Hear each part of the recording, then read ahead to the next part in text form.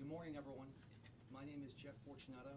I'm the Assistant Special Agent in charge of the Cleveland Division of the FBI, and I lead its national security team. Before I begin, I'd like to ask my colleagues up front to introduce themselves and the agencies they represent. Sure. Captain John Altman with the Ohio State Highway Patrol. Troy Amundsen, FBI. Matt Group with the U.S. Border Patrol. Deputy Chief Dave Mueller, Toledo Police Department. Assistant Chief Mike Trelli, Toledo Police. Justin Herdman, United States Attorney, Northern District of Ohio. This morning, we're here to announce the arrest of Damon Joseph, age 21, of Holland, Ohio. Damon Joseph was placed into custody without incident at approximately 6 p.m. Friday, December 7th, in Holland, Ohio, by members of the Joint Terrorism Task Force. Joseph is charged with attempting to provide material support and resources to a foreign terrorist organization. U.S. Attorney Justin Herdman will soon discuss the charges. Law enforcement became aware of Joseph in May of this year through his online social media activities. From May until December 7th, less than 8 months, Joint Terrorism Task Force watched him progress from virtual radicalized jihadist to attack planner. In September, Joseph, a convert to Islam and a consumer of ISIS propaganda, pledged his allegiance to Abu Bakr al-Baghdadi, the leader of ISIS. At the time, Joseph was focused on making videos through which he hoped would inspire and encourage, as Joseph termed it, brothers in the West. He expressed interest in being put in contact with like-minded brothers. When queried by an undercover employee whether Joseph felt hate for the people in the United States, Joseph replied, quote, "Oh yeah, definitely. The gays, the Christians, the Catholics, the Jews, you name it," end quote. In October, he continued his production of ISIS inspirational videos, though his transition from virtual to physical jihad was well underway. He described to an undercover employee his technique for spotting on social media what Joseph termed recruits. Alarmingly, Joseph expressed his support for martyrdom operations. And in the wake of the horrific shooting weeks ago at the Pittsburgh area Tree of Life synagogue, Joseph stated his belief that Jewish people were evil and they got what was coming to them. In November, he stated that physical jihad was the path he would eventually take. He disclosed to an undercover employee that his physical jihad would consist of a shooting. In December, he transitioned to attack planning. Days ago, he provided an undercover employee a draft plan which outlined general operational and logistical considerations for an attack that Joseph hoped would target Jews who support the state of Israel.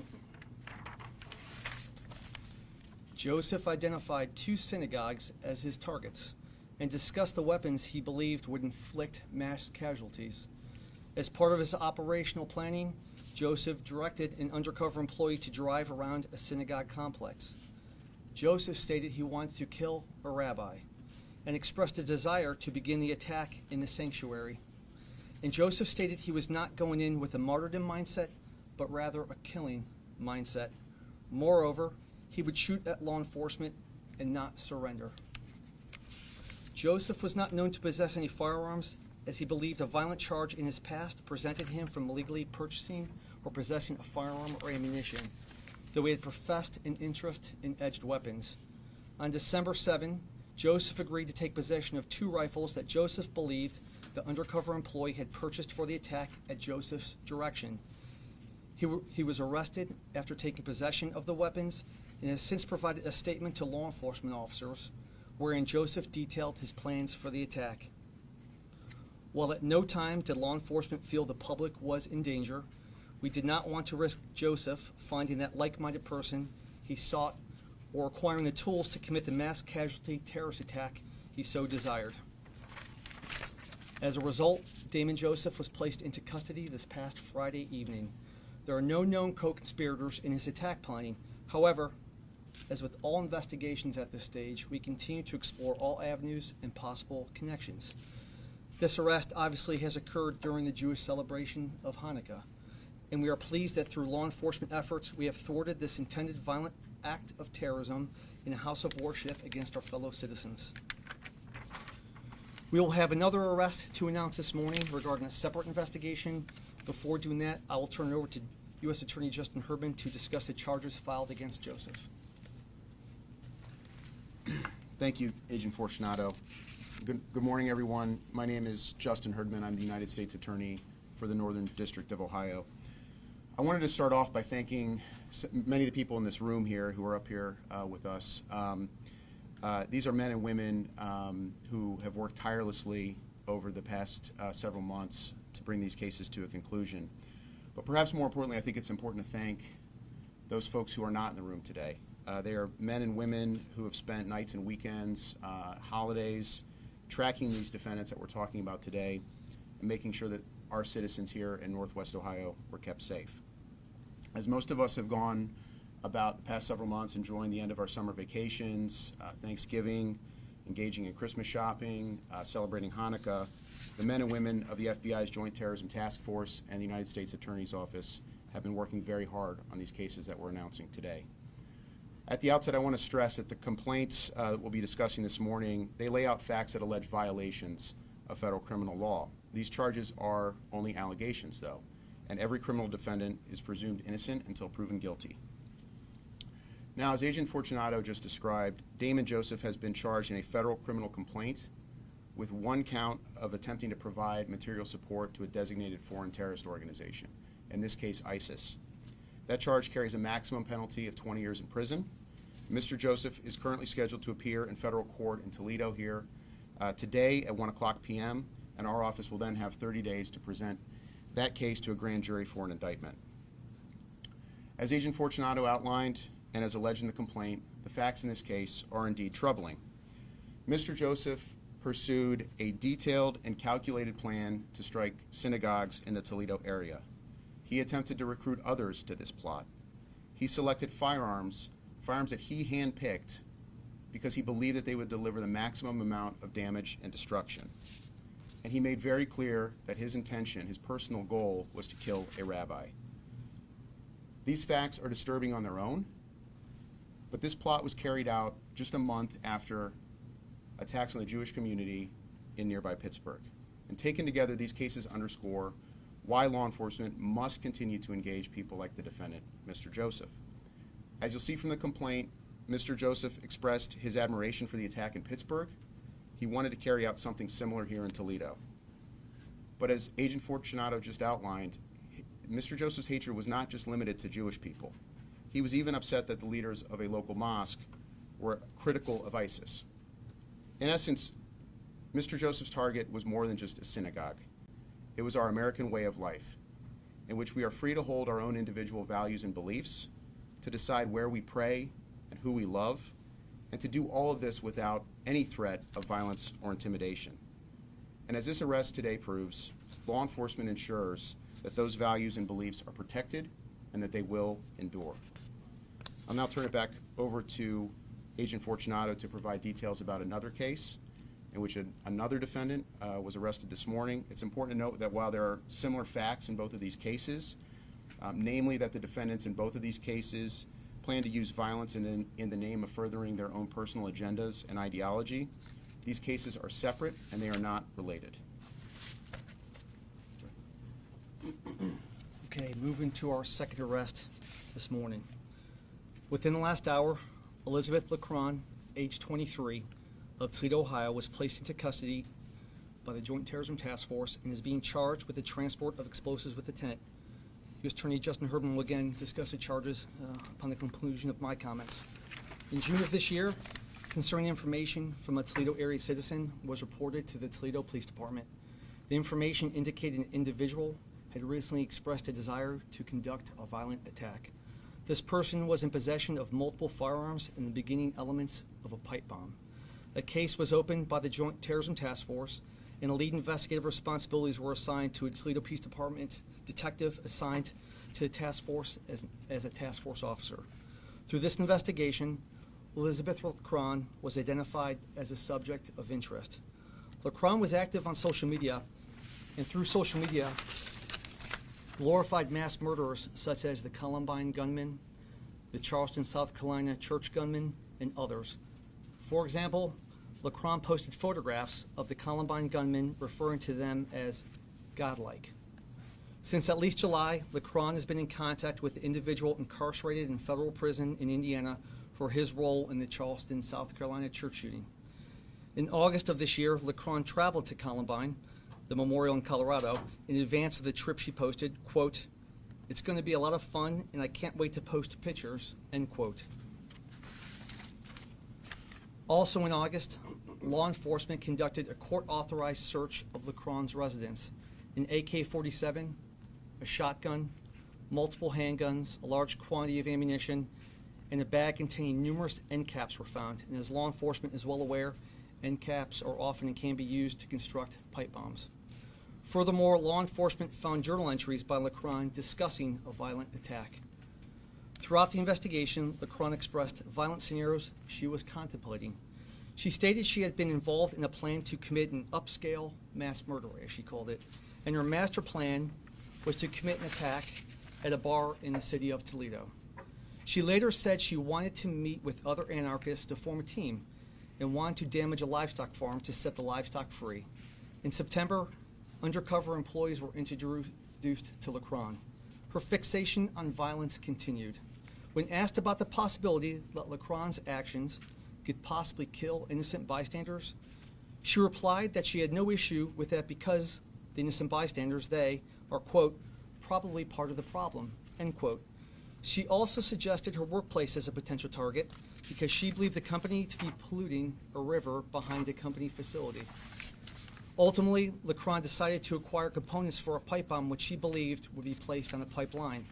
So on December 8th, just 2 days ago, Lecron purchased 2 pounds of gunpowder and over 600 screws, likely intended as shrapnel, with knowledge these items would be used to construct the pipe bombs.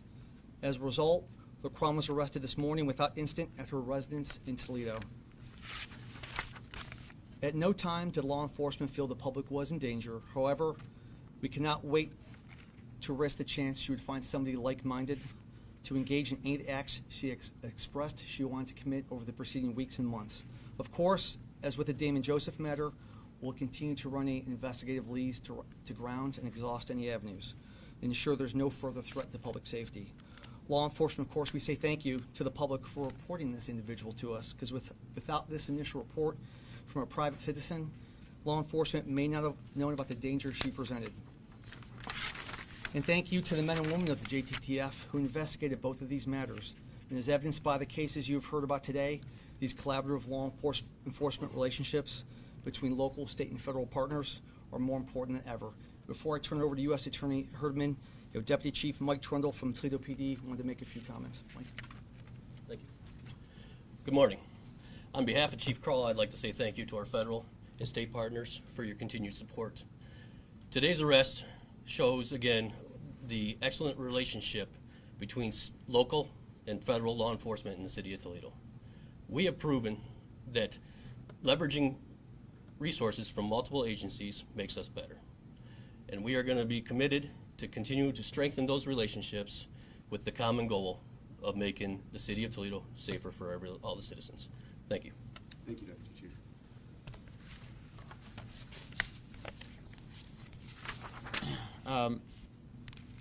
As Agent Fortunato outlined, Ms. Lecron has been taken into custody, and she is expected to appear in federal court in Toledo later today. And like in the previous case, the facts that are alleged in the complaint are simply that. They are allegations.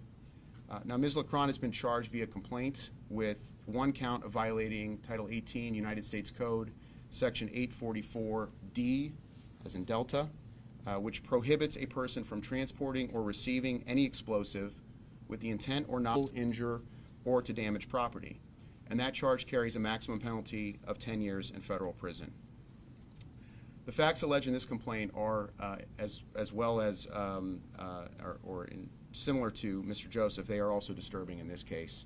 As Agent Fortunato laid out, Ms. Lecron discussed plans to launch what she called an upscale mass murder at a bar in Toledo. She noted that there were 2 ways in and out of the bar, which could be used as an advantage when police and emergency responders arrived.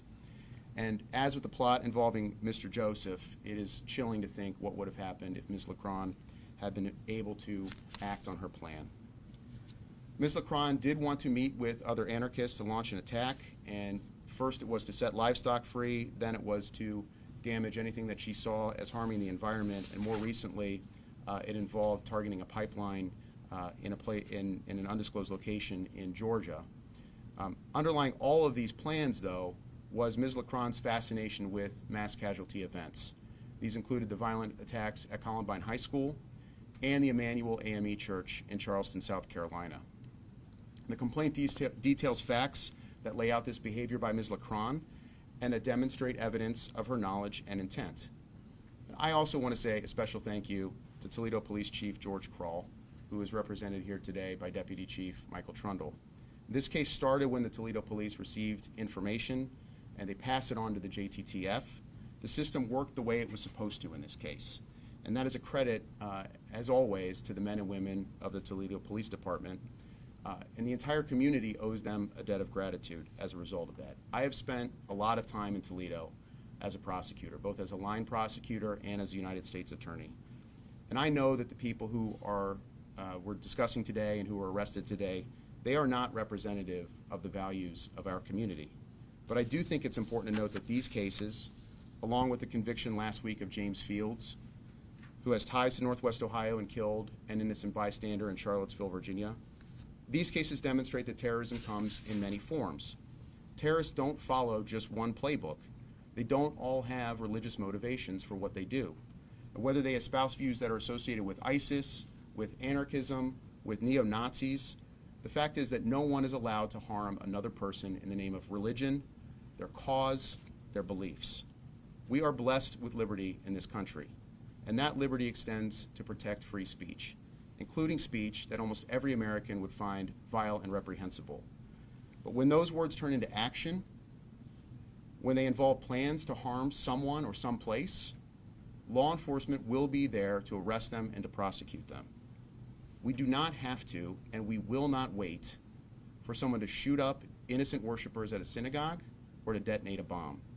We will act to protect our nation, our people, our friends, our neighbors, and the values that we hold dear. Thank you. We'll now take some questions, too. Can you tell us, sir, let's start with Lecron. What bar was she talking about? So we're not going to give any specific information about targets at this point in time or publicly disclose them. I'm sure there's probably a similar question regarding the places of worship, and we're not going to be in a position to disclose that at this point in time. Can you tell us what area of the city she worked in or lived in? We don't want to go too far in that detail just yet. There will be, the court docket will have publicly released, and if you don't have them already, the complaints and similar information that would probably provide some of the specificity that you're looking for. Can you describe the tips from the public in a little bit more detail? I'll just say the initial tip that came in, I don't want to go too far into that, but the tip came in saying that she had some disturbing ideas and thoughts, which the person who provided the tip was aware of. And as we always do, we start taking a look at those things to see actually is there a threat to national security. Sometimes those tips wash out. In this particular instance, those tips led to the investigation, which the Toledo Police detective and the JTTF investigated. Can you describe how this person knew she had these thoughts? I mean, was it somebody that she saw online, on the internet, or spoke with personally? Sure, I can't go too far into that because of the ongoing investigation. Did you alert the folks in the Jewish community before the arrest, or did you talk to them afterward? Were they in the loop at all? We've had conversations this morning with members of the community. We have a series of outreach meetings that are going to be planned over the next afternoon and days to ensure that they are comfortable with where the case has ended up here today with charges, and that we can address any concerns, ongoing concerns that the community has about their safety. Do you have any idea of when this attack was planned for, when she was planning? Is it weeks, months from now, or is it the pretty immediate future? You're referring to Ms. Lecron? Yes. As the complaint alleges, it was within days that the attack was going to take place. Go back to Joseph for a second. Do you get the sense that he was trying to copycat Pittsburgh, or that he had already had the idea in his head and then Pittsburgh happened? I don't know about a copycat, and I don't think there's anything complaint that speaks to that point. He clearly had some of his own ideas, and those are ideas he espoused to the undercover employees, and those are ideas we've learned through the investigation, and for whatever reason, he was looking to put that plan into place. So did he have a specific violent target before Pittsburgh had even happened? I can't speak to that point, but I can speak to he did have some specificity in terms of operational considerations, and as you get a chance to look through the complaint, you'll see some of those operational and logistical considerations he had in terms of his planning. But I can't speak to the timing, whether it was before or after Pittsburgh. I think if you look at the complaint, you'll see by the dates that his focus on the Jewish community and synagogues, it certainly became more focused and clear post-Pittsburgh. Can you describe run-ins that they may have had with law enforcement in the past, both of these suspects? Yeah, go ahead. Mr. Joseph had some interaction with the criminal justice system. I won't get into any more detail about that. I think we're currently unaware of any interaction that Ms. Lecron had with law enforcement previously. These are not people then that were on law enforcement radar before these events that these guys made aware of? Correct. You mentioned them both kind of wanting to find correspondence or people to talk about the same thing. Sure. From these arrests, were you able to find people that possibly, had the similar ideas, wanting to commit acts of violence in the Toledo area?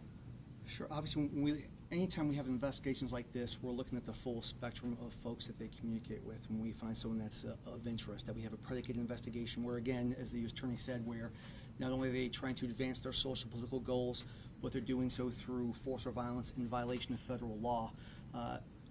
Many people may have similar like minds in terms of their positions on certain political issues. However, we don't get involved in investigating unless there is that threat of force or violence. So maybe like-minded in terms of how they feel about certain issues, but certainly not like-minded in terms of actually planning an attack or planning to blow something up. So two very different things, two different distinctions there. Can we just go back to the bar real quick? Sure. Did you guys have to put special agents, police officers around and inside that bar just to watch it for the time being? I guess we won't go too far into any sort of operational considerations we might have had, but I am comfortable saying that at no time during either of the things we've discussed here today that there was an immediate threat to the public or to public safety. We obviously, when plotting becomes advanced, there's different considerations we take or communications we make, but in this particular case, I don't know that we were at that point with the bar itself. And did you notify the bar owner that owned the bar with the 2 levels?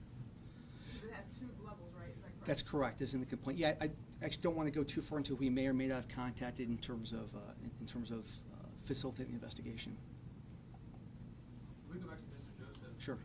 In your investigation so far, have you found one single trigger? Was there some sort of interaction that you had with the Jewish community, something that he read about, heard about? Was there something that just got him on to the Jewish community? I mean, not that we've seen, and certainly nothing laid out in the complaint, and that may come, that may come in the coming days and weeks. Certainly, anytime a horrific event happens, or we intercede and stop something before it happens, we take a good, hard, deep dive into what makes that person tick and why they make the decisions that they did. I don't know that we're there yet with Mr. Joseph or Ms. Lecron, but we will be looking for that exact thing. Like why is this person wired that way, and what made them this way? But we're not there yet. We want to thank you all very much. Appreciate it.